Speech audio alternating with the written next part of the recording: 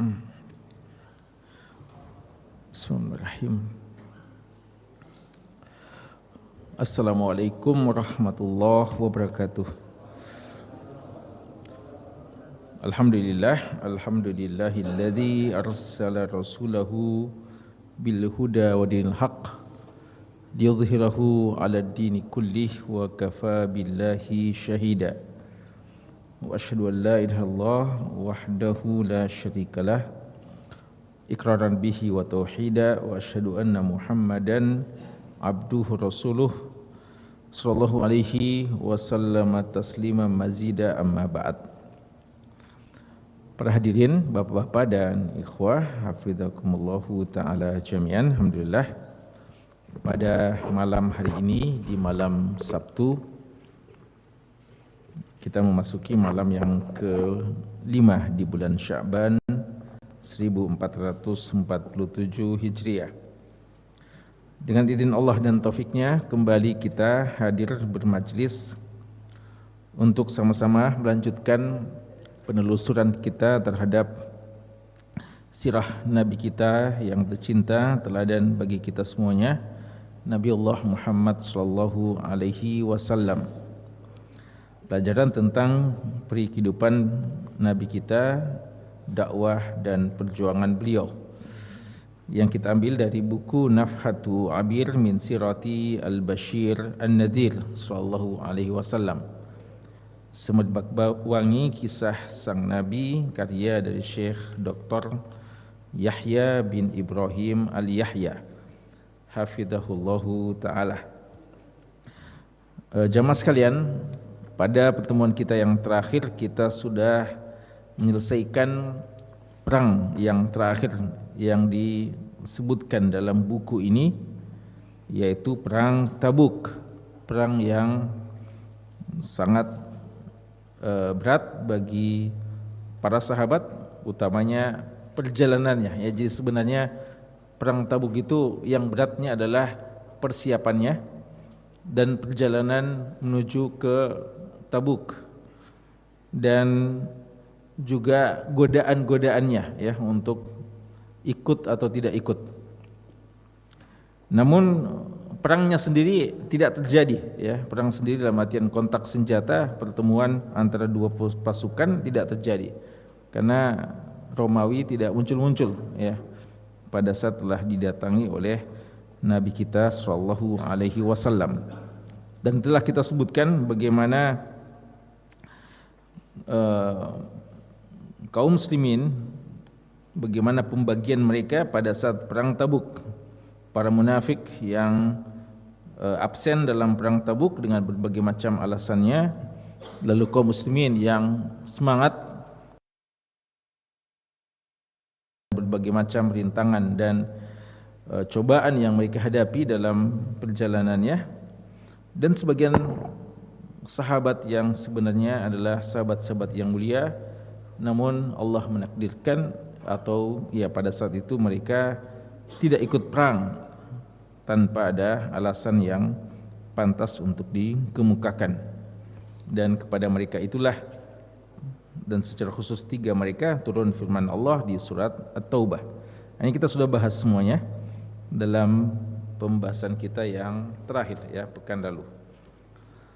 Setelah rangkaian peperangan dan jihad yang dilakukan oleh Nabi kita sallallahu alaihi wasallam, maka kehidupan beliau ditutup dengan haji wada ya, kehidupan beliau, perjalanan dakwah dan perjuangan beliau itu ditutup dengan ibadah haji. Dan ini syarat penting bahwa inilah tujuan utama ya, tujuan utama adalah ibadah kepada Allah Subhanahu wa taala. Dan beliau telah diusir dari pusat ibadah Ka'bah sejak awal ya, sehingga beliau berhijrah, dan Allah Subhanahu wa taala akhirnya mengembalikan beliau di Makkah dan di Ka'bah, dan perjalanan beliau perjalanan hidup beliau ditutup dengan ibadah haji ya, ibadah haji.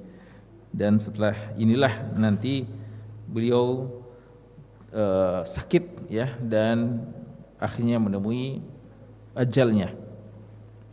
Dan ini ya menunjukkan bahwasanya pada hakikatnya perang-perang yang terjadi itu hanyalah untuk mewujudkan peribadatan kepada Allah Subhanahu wa taala, bukan tujuan. Ya, jihad hanyalah sarana dalam dakwah, dan tujuan hakiki keberadaan kita di muka bumi ini adalah untuk beribadah kepada Allah Subhanahu wa taala.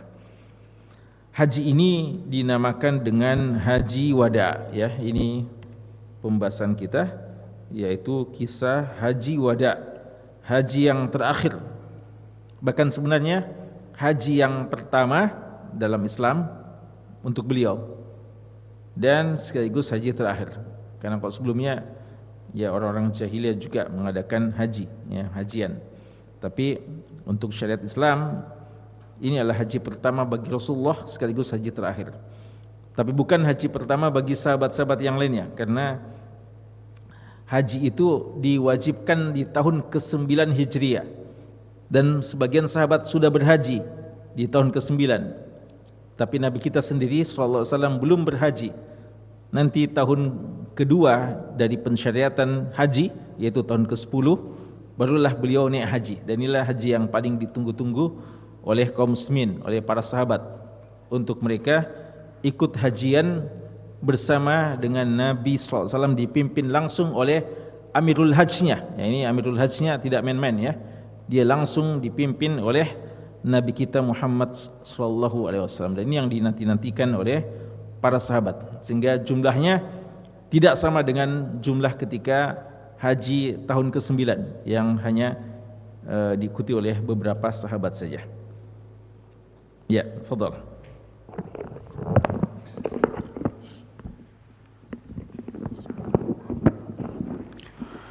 Alhamdulillahi Rabbil Alamin, wassalatu wassalamu ala rasulina Muhammadin sallallahu alaihi wasallam. Wassalatu wassalamu ala rasulillahi Muhammad sallallahu alaihi wasallam.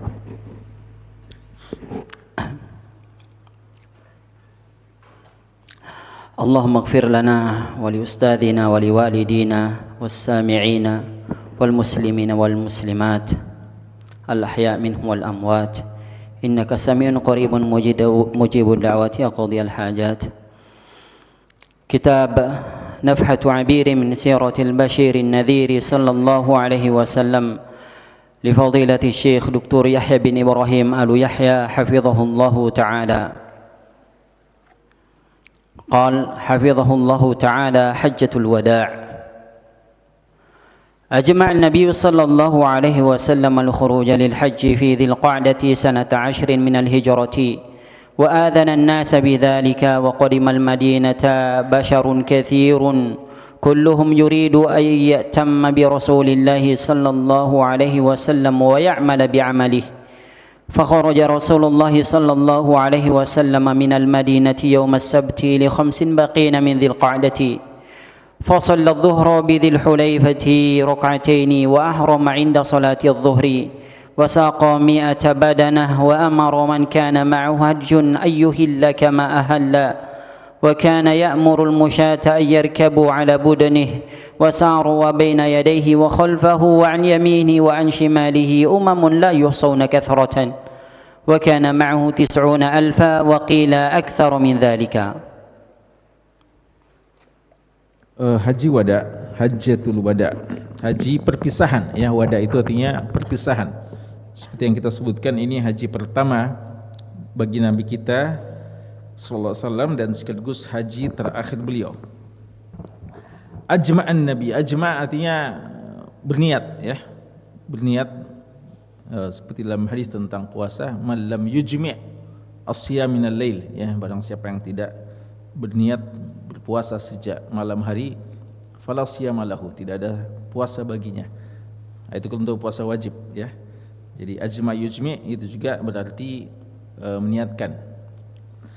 Nabi kita sallallahu alaihi wasallam telah berniat untuk keluar melaksanakan ibadah haji di bulan Dzulqa'dah.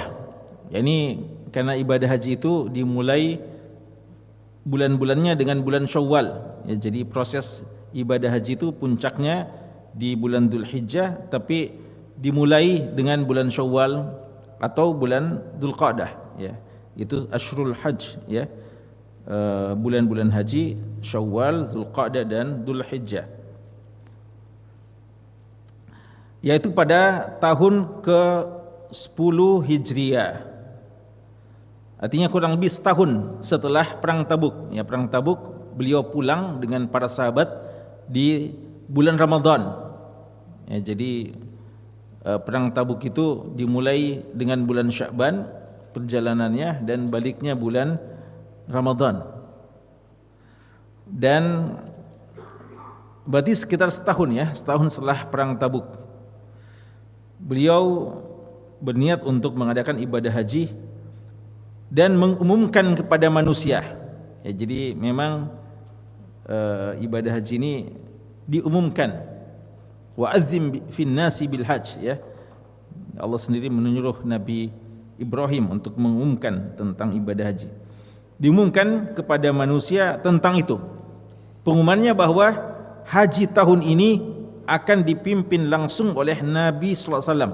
Ya, adapun haji tahun ini akan dilaksanakan itu ya mereka sudah tahu, tapi pengumuman yang istimewa pada waktu itu adalah bahwa tahun ini haji akan dipimpin langsung oleh Nabi Muhammad sallallahu alaihi wasallam.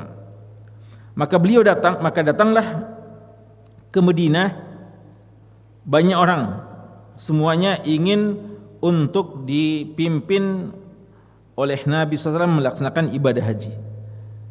Jadi mereka dari berbagai penjuru kumpul dulu ke Madinah, tidak langsung ke Makkah. Mereka kumpul dulu ke Madinah agar dipimpin langsung rombongan hajinya oleh Nabi SAW, dan agar mereka bisa mengamalkan urutan ibadah haji itu. Ya, bagaimana mereka mengetahui urutan ibadah haji.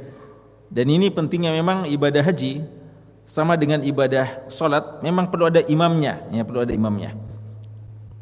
Karena itu kalau dalam buku-buku akidah kita dapatkan bahwa kita itu ikut kepada imam pemimpin besar dalam ibadah solat, dalam ibadah jihad, dan juga dalam ibadah haji. Ya. Jadi memang sebenarnya ibadah-ibadah yang seperti ini langsung diinstruksikan oleh pemimpin besar.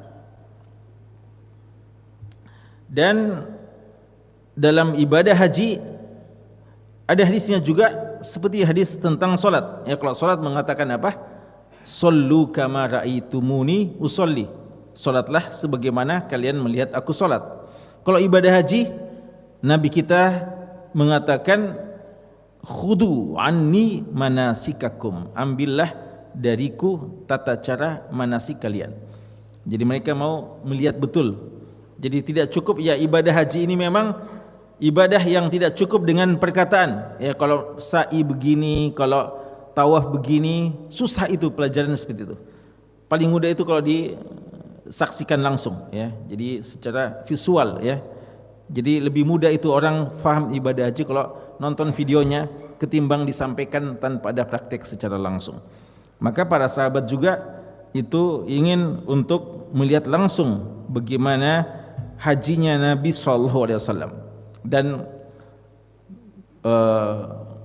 urutan ibadah haji Rasulullah itu telah diriwayatkan secara lengkap dalam hadis Muslim, riwayat Imam Muslim, dari sahabat Jabir bin Abdullah radhiyallahu anhu. Jabir bin Abdullah meriwayatkan secara lengkap urutan ibadah haji Nabi kita sallallahu alaihi wasallam. Beliau melihat betul, memperhatikan betul bagaimana urutan ibadah haji Nabi sallallahu alaihi wasallam. Dikatakan sini bahwa Nabi kita sallallahu alaihi wasallam keluar dari Madinah pada hari Sabtu, 5 hari tersisa dari bulan Zulqa'dah. Artinya mungkin 25 Zulqa'dah atau 24 Zulqa'dah di tahun ke-10 Hijriah. Beliau mulai dengan salat duhur. Beliau memulai salat duhur di Zulhulaifah. Ini miqatnya ya, orang Madinah. Orang Madinah kalau mau ibadah haji atau ibadah umrah maka mengambil ihramnya di Zulhulaifah atau yang dikenal dengan Bir Ali ya, Bir Ali. Beliau salat 2 rakaat.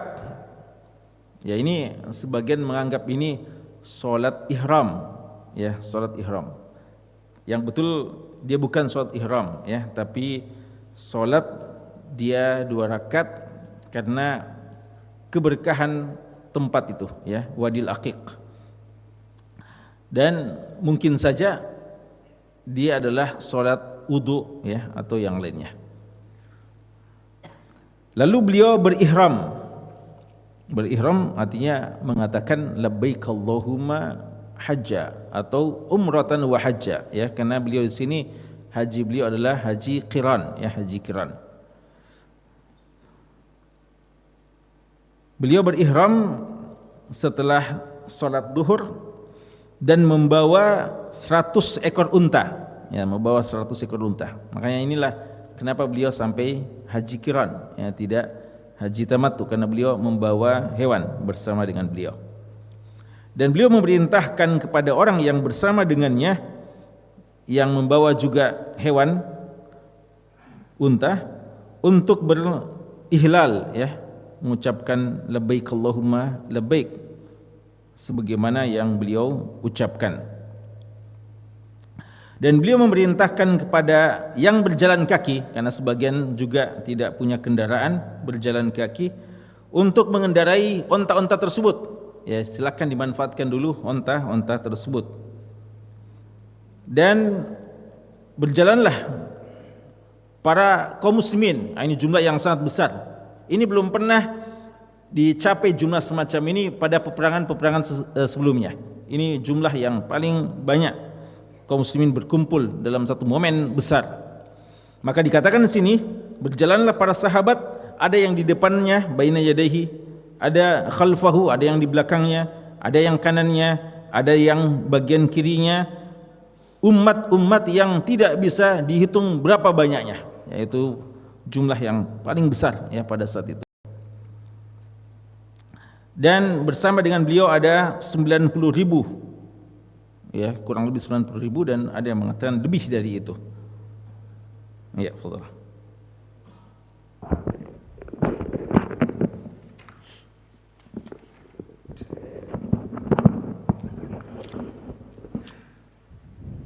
ودخل مكة يوم الأحد الرابع من ذي الحجة من كداء من أعداها حتى انتهى إلى باب بني شيبة. فلما رأى البيت رفع يديه ثم قال اللهم زد هذا البيت تشريفا وتعظيما وتكريما ومهابة وبرا. ولما دخل المسجد بدأ بالطواف قبل الصلاة، فلما انتهى إلى الركن استلمه وهو مطبع بردائه وقال بسم الله والله أكبر، ثم رمل 3 أشواط من الحجر إلى الحجر، وقال فيما بين الركن اليماني والأسود ربنا آتنا في الدنيا حسنة وفي الآخرة حسنة وقنا عذاب النار. ولم يستلم من الأركان إلا اليماني والأسود، ومشى 4 ثم صلى خلف المقام ركعتين قرأ فيهما بعد الفاتحة قل يا أيها الكافرون وقل هو الله أحد، ثم عاد إلى الركن فاستلمه، ثم خرج إلى الصفا وقال نبدأ بما بدأ الله به، فصعد على الصفا فكبر وقال لا إله إلا الله وحده لا شريك له له الملك وله الحمد وهو على كل شيء قدير، صدق الله وعده ونصر عبده وهزم الأحزاب وحده. ثم دعا بين ذلك ونزل إلى المروة وهرول في بطن الوادي حتى انكشف إزاره عن فخذه، فلما انتهى إلى المروة فعل عليها مثل ما فعل على الصفا، فبدأ بالصفا وختم بالمروة. Nah. Kemudian beliau setelah berjalan, beliau tiba di Madinah, tiba di Mekah pada hari Ahad, ya, pada hari Ahad. Jadi kurang lebih perjalanan 8 hari, ya. Jadi berangkatnya hari Sabtu dan tibanya hari Ahad, bukan besoknya, Ahad depannya lagi, ya. Jadi kurang lebih 8 atau 9 hari, ya, 8 hari lah. Beliau masuk ke kota Mekah pada hari Ahad. Ya, kalau saat sekarang ini perjalanan 6 jaman ya, karena bus yang normal. Kalau kereta cepat 2 jam. Iya, Masya Allah. Ya, bisa dibayangkan dulu gimana perjalanan haji ya, begitu berat. Itu yang dari Madinah ke Mekah ya. Gimana dari Makassar ke Mekah ya pada masa itu.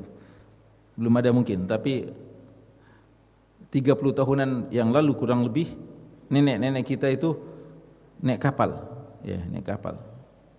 Belum ada pesawat kayaknya ke sana. 1 bulanan ya, 1 bulanan. Perjalanan pergi dan perjalanan pulang juga mungkin 1 bulan ya.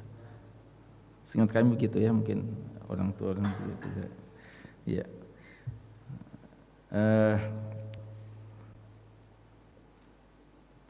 Beliau masuk ke kota Makkah dan ini dijelaskan tata cara ibadah umrah ya, dan ibadah haji juga sekaligus nanti. Beliau mulai dengan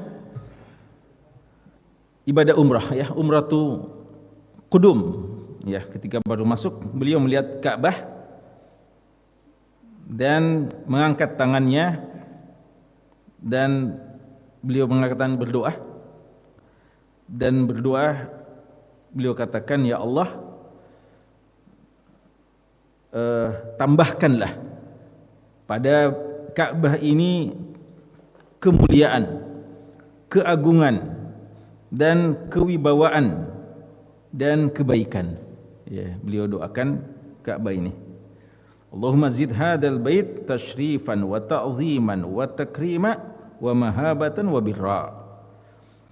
Kemudian beliau masuk ke masjid dan mulailah beliau bertawaf sebelum melaksanakan salat. Ketika beliau sampai di rukun itu artinya bagian-bagian sudut-sudut dari Ka'bah ya, sudut Ka'bah. Ada 4 rukunnya, 4 sudutnya tentunya. Beliau ketika berada di rukun Hajar Aswad ya, yang ada Hajar Aswadnya, beliau istalamahu. Istalam artinya menyentuh, memegang.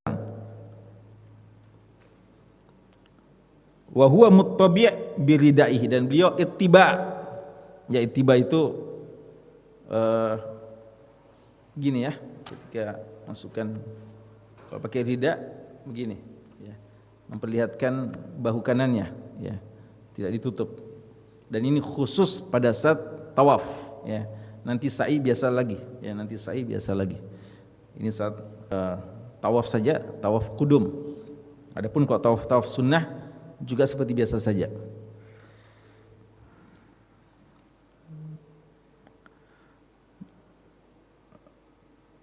Kemudian beliau mengatakan bismillah wallahu akbar. Ini ketika memulai ya, ketika memulai membaca bismillah wallahu akbar, dan dimulai di Hajar Aswad. Kemudian ramala itu artinya cepat-cepat jalannya ya. Cepat-cepat, lari kecil, tapi jarak antara kaki satu kanan dan kiri tidak terlalu jauh ya. Jadi berjalan cepat. Sebanyak 3 kali dari Hajar ke Hajar, maksudnya dari Hajar Aswad ke Hajar Aswad. Ini lintasannya memang dari Hajar Aswad ke Hajar Aswad. Dimulai dari Hajar Aswad lalu ke Hajar Aswad, itu 1 kali putaran.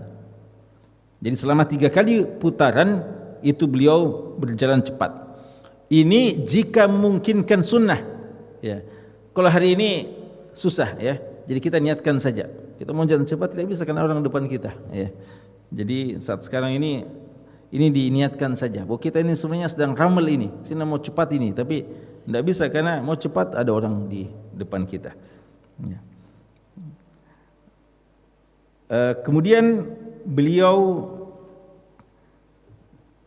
berkata di antara rukun Yamani dan Hajar Aswad ya. Jadi antara yang umpamanya Hajar Aswad di sini ya, keliling, nanti di sana rukun Yamani ya, rukun Yamani di sana. Antara rukun Yamani dengan Hajar Aswad itu beliau membaca ini, Rabbana atina fid dunya hasanah wa fil akhirati hasanah wa qina adzabannar ya. doa yang paling sering dibaca oleh Nabi kita sallallahu alaihi wasallam, doa kebaikan dunia dan akhirat yang diistilahkan doa sapu jagat. Yang doa inilah yang Anas bin Malik katakan doa yang paling banyak disebutkan atau dibaca oleh Nabi kita sallallahu alaihi wasallam. Dan beliau tidak pernah menyentuh sudut-sudut dari Ka'bah kecuali di Rukun Yamani dan Hajar Aswad saja. Jadi ya sebagian orang mau pegang-pegang selalu semuanya, ya. Sangka kalau dia tawaf pegang semuanya. Padahal tidak disyariatkan memegang-megang Ka'bah itu pada saat kita tawaf kecuali di Rukun Yamani, tiangnya atau sudutnya itu, dan Hajar Aswad. Dan spesial untuk Hajar Aswad ini sebenarnya kalau bisa dicium, ya, kalau bisa dicium. Kalau tidak bisa dicium, dipegang saja lalu kita cium tangan kita. Kalau bisa pakai tongkat, ya Rasulullah juga pernah pakai tongkat supaya bisa dijangkau lalu dicium tongkat, ya. Kalau memungkinkan. Adapun Rukun Yamani dipegang saja. Dan kalau tidak bisa dipegang maka dilewati begitu saja. Beda dengan Hajar Aswad. Hajar Aswad kalau tidak bisa dicium, dipegang, disentuh, dan kalau tidak bisa karena sangat jauh jaraknya maka kita isyarat. Adapun untuk Rukun Yamani dilewati begitu saja kalau kita tidak bisa sentuh tanpa berisyarat. Kemudian beliau di 4 putaran yang terakhir berjalan seperti biasa, ya. Jadi kalau 3 putaran awal agak cepat, 4 putaran terakhir berjalan seperti biasa. Kemudian setelah itu beliau setelah selesai tawaf 7 kali, dimulai dari Hajar Aswad dan diakhiri juga di Hajar Aswad, beliau salat di belakang makam Ibrahim, ya. Makam Ibrahim ini tempatnya yang ada tempat khususnya itu. Di situ diabadikan tempat pijakannya Nabi Ibrahim alaihissalam. Maqam artinya tempat berdirinya, bukan makam dalam bahasa Indonesia, ya. Makam dalam bahasa Indonesia kuburan, ya. Jadi bukan itu, ya. Ini maqam dari kata-kata qama yaqumu adalah berdiri. Maqam tempat berdirinya Nabi Ibrahim ketika beliau selesai membangun Ka'bah dibantu oleh anaknya Ismail, maka beliau berdoa, ya Rabbana taqabbal minna, dan doa-doa yang selanjutnya. Itu di tempat tersebut dan itu diabadikan situ, ya. Jadi bukan makam, berarti kuburan Nabi Ibrahim. Dan itu tidak ada keistimewaannya, dalam artian tidak perlu disentuh-sentuh kecuali solat di belakangnya saja, solat di belakangnya. Dan itu pun kalau memungkinkan, ya. Kalau hari ini juga bisa dipastikan tidak memungkinkan, ya, karena orang tempat tawaf di situ, ya. Kalau pas kita mau solat di belakang makam Ibrahim, orang pada tawaf, ya, maka mungkin kita akan didorong dan tidak akan bisa kita melaksanakan ibadah. Maka ulama kita mengatakan yang dekat-dekat itu saja kalau memungkinkan, dan jika tidak memungkinkan di mana saja selama kita berada di Masjidil Haram solat, maka itu sudah cukup. Beliau pada waktu solat tawaf, setelah tawaf di belakang makam Ibrahim, solatnya 2 rakaat dan membaca pada rakaat pertama surat Al-Kafirun dan rakaat kedua surat Al-Ikhlas.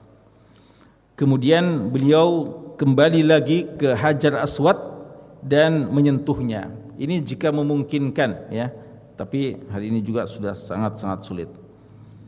Kemudian beliau menuju ke Safa. Selesailah tawaf. Sekarang sa'i. Ini namanya sa'i. Sa'i ke Safa, dan Safa dan Marwah ini di luar masjid, tidak menjadi bagian masjid. Karena itu hukum-hukum masjid tidak berlaku di situ. Kalau tawaf mesti bersuci, adapun sa'i tidak harus.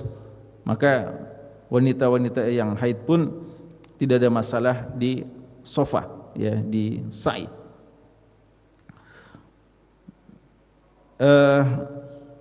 beliau menuju ke Safa dan Marwah, ya, Safa dan Marwah. Beliau memulai dengan mengatakan nabda'u bima bada Allahu bihi. Kami mulai sebagaimana Allah Subhanahu wa taala memulai dengannya. Maka beliau naik ke Safa. Safa itu bukit, ya, Bukit Safa. Dan pernah kita pelajari bagaimana awal istri dari Ibrahim alaihissalam, Hajar, ya, bagaimana beliau melakukan sa'i antara Safa dan Marwah dengan tujuan untuk mencari air, ya, bagi anak beliau Ismail alaihissalam. Nah, ini yang menjadi ibadah haji, ya, kemudian hari. Fasa'ida ala Safa fakabbar. Beliau naik ke Safa dan bertakbir dan mengatakan la ilaha illallah wahdahu la syarikalah. Tiada ilah yang berhak disembah melainkan Allah, dia satu-satunya, tidak ada sekutu baginya. Lahul mulku, baginya kerajaan, walahul hamdu, baginya pujian, wa huwa ala kulli syai'in qadir, dan beliau Allah Subhanahu wa taala berkuasa atas segala sesuatu. Sadaqallahu wa'dah. Allah telah membenarkan janjinya. Janji Allah benar. Wa nasara abdah, dan dia telah membantu, dia telah menolong, memenangkan hambanya, ya. Nah, ini setelah Fathu Makkah, ya. Wa nasara abdah wa hazamal ahzaba wahda, dan dia Allah telah menghancurkan dan mengalahkan pasukan sekutu, dialah sendirian saja, ya, wahdahu. Artinya cuma Allah Subhanahu wa taala yang mengalahkan itu semuanya. Kemudian beliau berdoa. Ini sunnahnya, ya, pada saat kita mau mulai sa'i kita berdoa. Beliau berdoa dan mengangkat tangan. Ini doanya juga mengangkat tangan, ya, dalam sunnah. Ini tidak disebutkan oleh Syekh, tapi dalam riwayat-riwayat yang lain seperti itu. Berdoa. Dan ini sebenarnya dilakukan 3 kali. Syekh tidak sebutkan, tapi ini sebenarnya dilakukan 3 kali semacam itu. Ya, kita baca dikit-dikit tersebut, lalu kita doa, kemudian kita baca lagi dikit tersebut, kita doa, kemudian baca lagi, kemudian kita berdoa. Dan ini termasuk doa yang perlu panjang-panjang. Cuma ya susah, ya, kalau sekarang baru sekarang doa sedikit syuti apa istilahnya? Apa istilahnya kok tentara-tentaranya? Askar, ya, askar. Imshi, ya, jalan. Padahal kalau hadis Ibnu Umar itu pernah doa sekitar membaca surat Al-Baqarah, ya, panjangnya itu, ya, baca Al-Baqarah 286 ayat, ya, panjang sekali doanya, ya, subhanallah. Ini tempat bagus, ya, memperbanyak doa. Akhirnya beliau turun ke bawah, ya, setelah dari atas Safa mulailah beliau melaksanakan sa'inya, dan beliau berlari pada saat berada di Batn al-Wadi. Ya, ini yang sekarang ditandai dengan lampu hijau, ya, lampu hijau. Antara lampu hijau ke lampu hijau berikutnya. Nah, di situ kita dihancurkan untuk lari, utamanya bagi laki-laki, ya. Dan ini memungkinkan. Beda dengan tawaf. Ya, kalau tawaf kan memang susah, ya. Kalau ini memungkinkan karena cukup luas. Jadi bisa, ya, apalagi kan lurus, ya, beda dengan tawaf yang memang melingkar. Hingga karena cepatnya beliau tersingkap, sempat sarungnya tersingkap, sempat kelihatan paha beliau, ya. Ketika ini tentu saja tidak disengaja, ya, hal-hal yang tidak disengaja. Dan ketika beliau tiba di Marwah, jadi dari Safa ke Marwah, beliau melakukan apa yang persis beliau lakukan, baik perkataan maupun perbuatan yang beliau telah sampaikan, katakan di Safa tadi. Dan 7 kali itu dimulai dengan Safa, lalu Marwah 1, Marwah ke Safa 2, dan seterusnya sampai berhenti di Marwah. Kali ke-7 itu di Marwah berakhirnya. Ya, fadhal.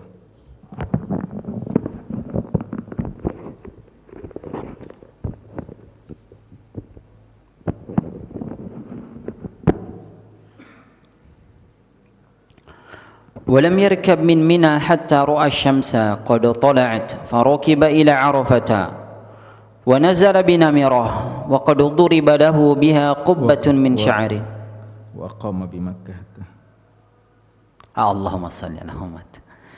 وأقام بمكة حتى إذا كان قبل التروية بيوم خطب بعد الظهر وقام يوم التروية بين الركن والمقام فوعظ الناس وقال من استطاع أن يصلي الظهر بمنى فليفعل فصلى الظهر والعصر والمغرب والعشاء والصبح بمنى ولم يركب من منى حتى رأى الشمس قد طلعت فركب إلى عرفة ونزل بنمرة وقد ضرب له بها قبة من شعر فلما زاغت الشمس أمر براحلته القصواء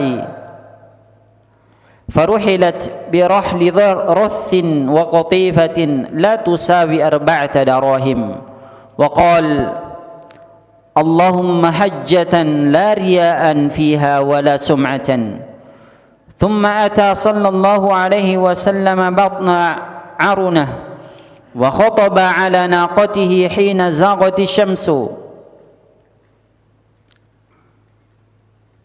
فمما جاء في خطبته أيها الناس إني والله ما أدري لعلي لا ألقاكم بمكان هذا بعد يومكم هذا رحم الله امرأ سمع مقالتي فوعاها فرب حامل فقه لا فقه له ورب حامل فقه إلى من هو أفقه منه واعلموا أن دماءكم وأموالكم وأعراضكم حرام عليكم كحرمة يومكم هذا في شهركم هذا في بلدكم هذا وقال فيها ألا إن كل شيء من أمر الجاهلية تحت قدمي موضوع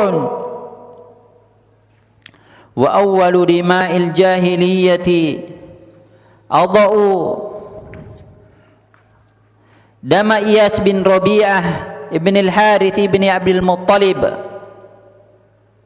وربا الجاهلية موضوع كله وأول ربا أضعه ربا عباس بن عبد المطلب وقال وقد تركت فيكم ما لن تضلوا بعده إن اعتصمتم به كتاب الله وأنتم مسؤولون عني فما أنتم قائلون قالوا نشهد أنك قد بلغت وأديت ونصحت ثم قال بإصبعه السبابة يشير إلى السماء يرفعها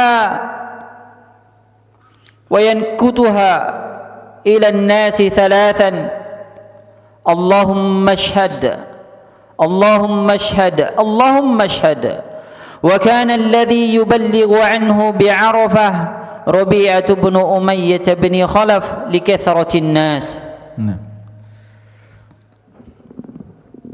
Kemudian setelah beliau menyelesaikan sa'i beliau tinggal di Mekah dan sebelum hari tarwiyah itu tanggal 8 ya, 8 Dzulhijjah. Beliau sempat 1 hari sebelumnya tanggal 7 beliau berkhutbah setelah salat duhur. Kemudian pada hari tarwiyah beliau berdiri di antara Hajar Aswad dan Maqam Ibrahim. Beliau kembali bernasihat. Jadi memang ibadah haji imam pemimpin itu usahakan bisa bersama dengan jamaah-jamaahnya untuk menyampaikan nasihat-nasihat ya. Beliau menyampaikan beberapa nasihat dan mengatakan barang siapa di antara kalian yang bisa sholat duhur di Mina maka hendaknya dia lakukan.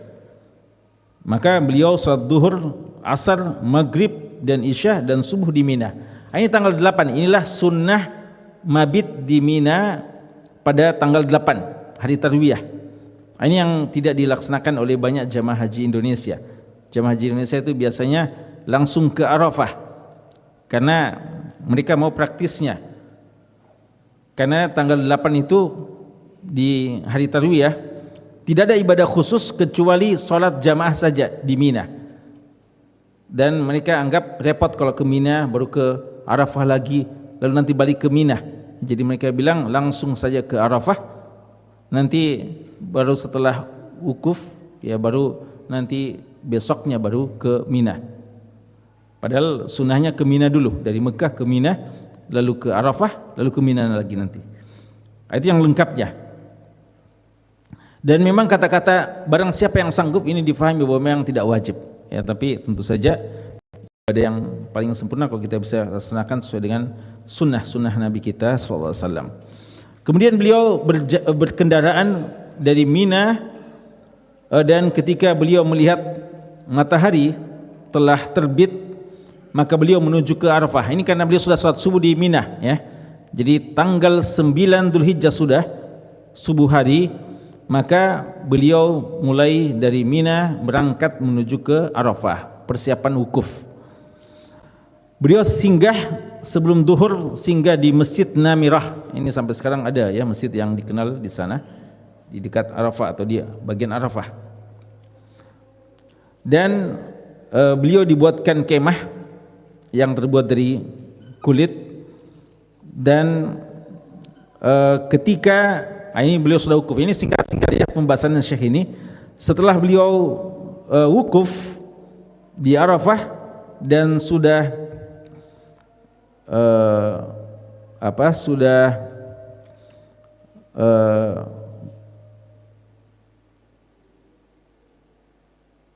ya ketika sudah tergelincir matahari ya pada waktu duhur, maka beliau memerintahkan kendaraannya Qaswa, dan beliau menggunakan pelana yang sangat sederhana yang sudah kumal ras ya, dan pakaian kendaraannya itu yang sangat murah, sekitar 4 dirham saja. Beliau menunjukkan bahwasanya ini haji bukan untuk mewah-mewahan ya, bukan untuk bangga-banggaan. Makanya beliau berdoa dan menjelaskan tentang masalah ini. Beliau bilang, Allahumma hajjah, ya Allah inilah hajiku, la riya fiha wala sum'ah, bukan haji untuk bangga-banggaan, bukan untuk dilihat pamer, dan bukan juga untuk diceritai ya, bukan untuk mau didengar. Kemudian beliau pergi menuju ke lembah Uranah, dan beliau berkhutbah di atas kendaraan beliau, di atas unta beliau ketika pada waktu duhur. Kemudian di antara isi khutbah beliau, ini di antara isi khutbah beliau, sebenarnya panjang khutbah wada, cukup panjang, tapi ini kutipan yang Syekh sebutkan. Wahai sekalian manusia, sesungguhnya demi Allah saya tidak tahu apakah saya akan berjumpa dengan kalian di tempat ini setelah hari ini ya. Inilah salah satu sebab kenapa dinamakan haji wada, karena beliau sudah mengisyaratkan ya, beliau sudah memberikan sinyal bahwa kemungkinan beliau tidak akan bisa lagi datang setelah hari itu ya. Dan memang kenyataannya demikian ya, beliau berapa bulan setelah itu akhirnya meninggal. Semoga Allah merahmati menyayang seseorang yang mendengarkan sabdaku lalu dia berusaha memahaminya. Ini doa Rasulullah ya, kepada orang yang mendengarkan hadis-hadis beliau. Dan boleh jadi orang yang mendengarkan sabdaku tapi tidak memahaminya, lalu dia akan menyampaikan kepada orang yang lebih paham darinya. Jadi ini pentingnya ya, ketika kita hadir pengajian, hadir khutbah, mungkin sebagiannya kita tidak fahami, tapi kita tahu ya, kita ingat, kita hafal apa yang disampaikan, maka kita bisa sampaikan kepada orang yang tidak dengar langsung, ternyata dia lebih faham ya, agar kita bisa saling memberikan manfaat satu sama lain di antara kita. Dan ketahuilah, sesungguhnya darah-darah kalian, harta benda kalian, dan kehormatan kalian haram untuk diganggu, sebagaimana kehormatan hari ini, bulan ini, dan negeri ini ya. Hari itu adalah hari Jumat, hari Arafah, dan bulannya bulan Dzulhijjah, bulan haram, dan negerinya adalah tanah haram. Dan beliau mengatakan, ketahuilah bahwa sejak hari ini seluruh urusan jahilah saya sudah injak ya, saya sudah batalkan, saya sudah larang sama sekali. Dan hal yang paling pertama adalah darah dari Iyas bin Rabi'ah bin Harith bin Abdul Muttalib. Dan riba jahiliyah juga saya sudah batalkan seluruhnya. Dan riba yang pertama kali saya batalkan adalah riba Abbas bin Abdul Muttalib. Ya, karena masa lalu sering yang mau amal dengan riba, lalu semuanya sudah dibatalkan, dilarang sama sekali. Dan beliau mulai dengan riba yang pernah dijalankan sendiri oleh paman beliau, Abbas bin Abdul Muttalib. Kemudian beliau mengatakan, saya telah meninggalkan kepada kalian 2 pusaka yang kalian tidak akan sesat selama-lamanya selama kalian berpegang teguh kepadanya, yaitu kitabullah, dan kalian bertanggung jawab dariku terhadap hal tersebut. Ya, ya tidak disebutkan sini wa sunnati, ya, tapi mungkin luput di sini ya, karena beliau sebutkan ya, telah aku turunkan, telah aku pusakakan. Ya, memang riwayat tentang ini sebagian, kalau riwayat Imam Muslim, wa itrati, dan keluargaku ahlul bait. Tapi dalam riwayat Imam Hakim dan Imam Malik, kitaballahi wa sunnati, dan sunnahku. Yang disepakati adalah kitabullah, ya, selalu ada lafadznya kitabullah dalam setiap riwayat. Tampaknya itu alasannya mungkin Syekh sampai menyebutkan cuma di sini kitabullah. Kalian akan ditanya tentang hal tersebut, tanggung jawab amanah terhadap Al-Quran. Apa yang kalian katakan? Fama antum qailun. Mereka langsung mengatakan, kami bersaksi engkau telah menyampaikan amanah ini dan telah menunaikannya dan telah menasihatkan kepada kami. Kemudian beliau setelah mendengarkan persaksian daripada sahabat, beliau minta persaksian mereka, maka beliau langsung mengisyaratkan dengan telunjuk beliau ke atas langit, ya, sebagai bukti bahwasanya beliau telah persaksikan kepada sahabat-sahabatnya dan umatnya. Dan beliau menggerakkannya 3 kali, ya. Beliau mengisyaratkan 3 kali dengan jari telunjuk beliau ke atas langit dan mengatakan, Allahumma syhad, ya Allah, saksikanlah bahwa umatku, para sahabatku telah menyaksikan bahwa saya telah menunaikan amanahmu. Ya. Ini sudah termasuk hari-hari terakhirnya Rasulullah, ya. 3 bulan saja setelah ini nanti Rasul akan dipanggil oleh Allah Subhanahu wa taala. Maka beliau mau pastikan bahwa semua amanah yang telah beliau diamanahkan oleh Allah, ya ayyuhar rasul balligh ma unzila ilaik, itulah beliau tunaikan dengan sebaik-baiknya. Dan alhamdulillah umatnya, dan dalam hal ini para sahabat sebagai generasi yang terbaik, generasi yang paling jujur, itu telah mempersaksikan bahwa nabinya telah menjalankan amanah dengan sebaik-baiknya. Karena itu beliau sudah merasa tenang, ya, ketika telah dipersaksikan seperti itu. Dan yang menyampaikan beliau, ya, di Arafah waktu itu adalah Rabi'ah bin Umayyah bin Khalaf di kasratin nas. Jadi ada mubaliknya, ya kan, banyak sekali orang, ya, sehingga yang tidak dengar disampaikan kepada yang mendengar. Kalau Jarir bin Abdullah al-Bajali, tugasnya waktu itu suruh diam orang, ya, istansitin nas, suruh manusia diam, karena banyak sekali kumpul dan tanpa mic waktu itu, ya.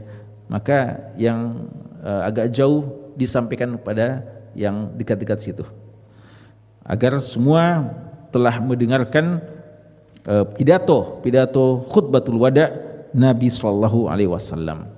Ya, sekira ini masih ada setengah lagi, ya, kurang lebih mungkin 1 pertemuan tentang haji wada ini. Wallahu ta'ala alam, sallallahu ala nabiyina Muhammad wa ala alihi wasahbihi wasallam, walhamdulillahi rabbil alamin. Wassalamualaikum warahmatullahi wabarakatuh.